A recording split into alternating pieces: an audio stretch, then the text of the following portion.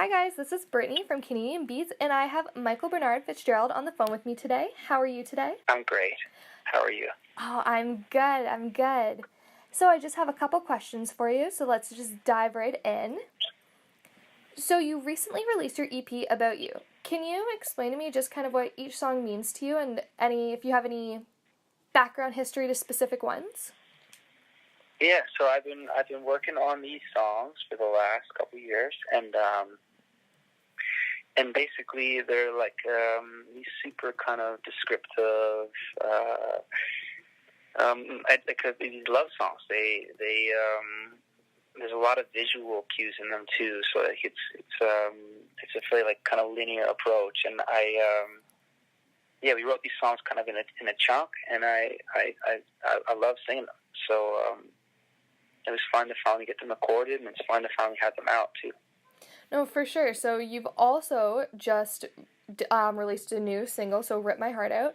I think it's a beautiful song. I love the way that it sounds. So what was your creative process behind doing that? With these songs, with the exception of I Miss You, the other songs we started, I wrote them with a writer that I've collaborated with a lot over the last few years, this guy named Josiah Rosen, who used to be in a band called Augustana. Okay. And so he and I have written together over the last maybe 7 or 8 years, and we got together this time, and we started with titles. And then kind of painted these songs around them. So yeah, Rip My Heart Out was all started around that premise: don't start a fire that you can't put out. And then we kind of just painted the song around that. And the two of us wrote that song on a patio on Abbot Kinney Boulevard in Venice, California. And then what I did is I recorded the vocal back home in Calgary, and I recorded it to a metronome, to a click, and then I recorded it with just like a single note in a set of earphones to get the pitch right. And then I sent just that vocal to the producer I worked with, this guy named Dennis Herring, and he put this music around it, and that's how it kind of it was. I've never done a song like that before. And that was how that one kind of came to be. Okay, very interesting. It sounds great. So I had been, I guess, creeping you a little bit on the internet, and I see that you're an avid motorcyclist. While you're out riding this dangerous bike, have you ever been inspired to write any songs or had any inspiration hit while you're just like out on the open road? I used to have dirt bikes when I was a kid, and it was funny when I got my current bike.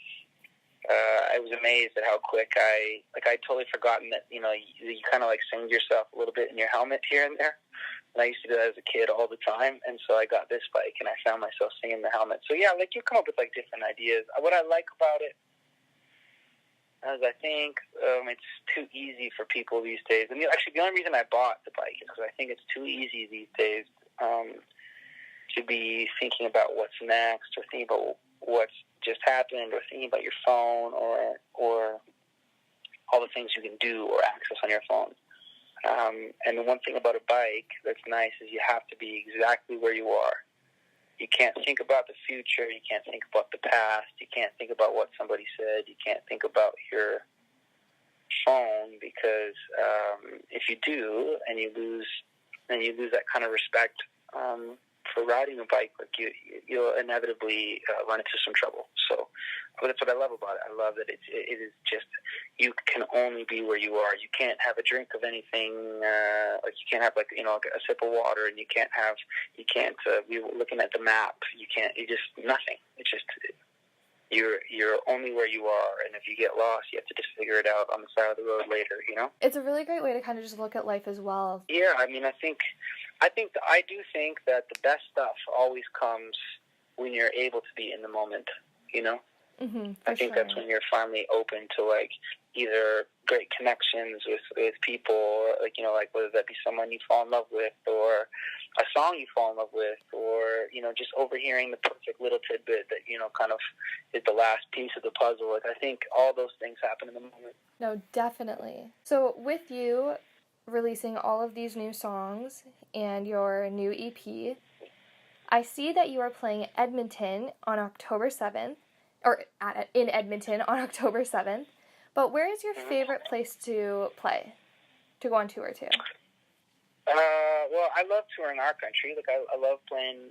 I love playing all over Canada. And we've gotten to tour a bunch in the States and a bit in Europe as well. And I think it's. I don't know that I have a favorite city to tour to, but I do love the people that I get to play with.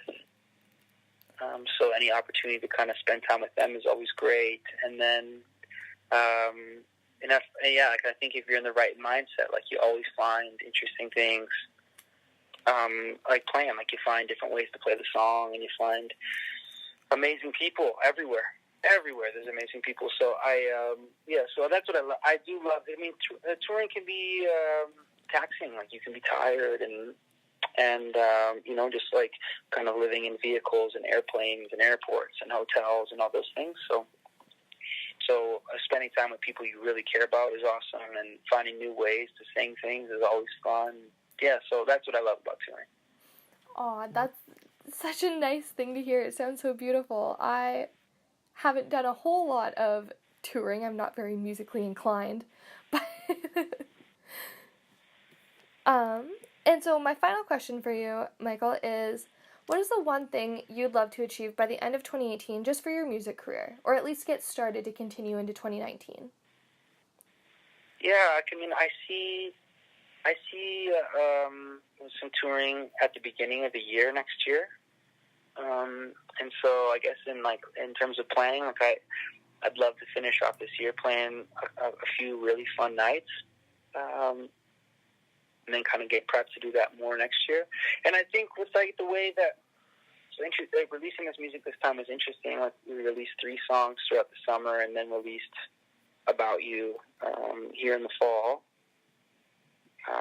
And I think that the way music comes out now, it looks like it's going to be fun to release songs more frequently. So I'd love to see that become part of the end of this year and the beginning of next year. Is also getting more songs done and continuing to release.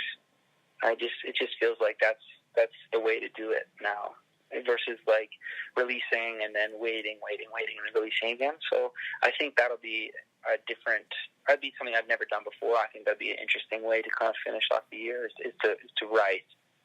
I hope that I'm able to do that.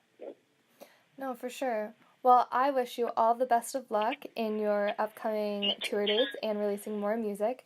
I want to thank you for taking the time to jump on the phone with me and do this interview. It was great talking to you. Well, I appreciate your time, Brittany. I really do. Thanks for the call. Yeah, no problem, and we'll talk soon.